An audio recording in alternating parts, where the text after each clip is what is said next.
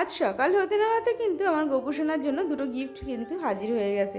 কাকিমা এসে দুটো মুকুট দিয়ে গেল গোপুসোনার জন্য, কিন্তু তোমাদের দুঃখে বেশি এখন দেখাতে পারলাম না, তার কারণ কাকিমা সিংহাসনের উপরে রেখে গেছে আর আমি কিন্তু এখন রান্না করছিলাম। যেহেতু এখন ধরবো না, তো পরে কিন্তু তোমাদের সঙ্গে অবশ্যই শেয়ার করব। তো এইদিকে দেখো আমার কিন্তু রান্নাটা প্রায় হয়ে গেছে। এদিকে সকালের কাজকর্মগুলো সেরে কিন্তু আমি আর সোনামা যাবো মাংস আনতে।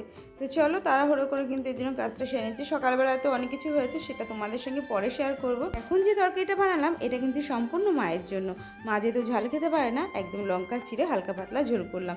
এই মাছটা দিয়েছি ঝোলে, এই কারণে কিন্তু আমাকে অনেক বকা খেতে হয়েছে, কিন্তু কি করবো বলো, মন তো মানে না, ভাবলাম যে সবাই খাবে আর মা খাবে না, এই জন্য ছোট্ট একটা মাছ কিন্তু ওই ঝোলে কিন্তু দিয়ে দিয়েছি। ওদিকে রান্নাঘরের কাজটা কমপ্লিট করে আমি কিন্তু চলে গেছিলাম মাঠে কিছু কুলেখাড়ার পাতা আনতে।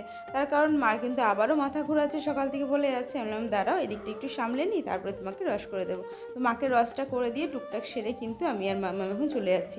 মাম্মামেরও খুব বায়না, ওকে বলেছিলাম আমি রোদ গরমে যেতে হবে না, আজকে যেহেতু প্রচণ্ড রোদের তাপ ছিল। কে কার কথা শোনে, সে কি আমার কথা শুনবে? অবশেষে আমার সঙ্গে কিন্তু মাংস আনতে গেছিলো। তো তারপরেই কিন্তু এসে মাংস টাংস গুছিয়ে একবারে কিন্তু উনুনটা ধরিয়ে নিয়েছি, আর এখন প্রায় 1টা বেজে গেছে। তোমাদের দাদাভাইও কিন্তু 2টোর মধ্যে চলে আসবে, খুব তাড়াহুড়ো করছি। আর আজকে যা গরম পড়েছিল, আমি তো শুধু ভাবছিলাম কখন রান্নাটা কমপ্লিট হবে আর আমি কখন একটু বাইরে গিয়ে হাওয়াটা খেতে পারবো। তো যাই হোক, এদিকে কিন্তু দেখো প্রচণ্ড গরম লাগছিলো আমার, আর বারবার তো কলপারে গিয়ে চোখ মুখে জল দিচ্ছিলাম। আর এদিকে মা কিন্তু পুজোটা দিয়ে দিয়েছিল।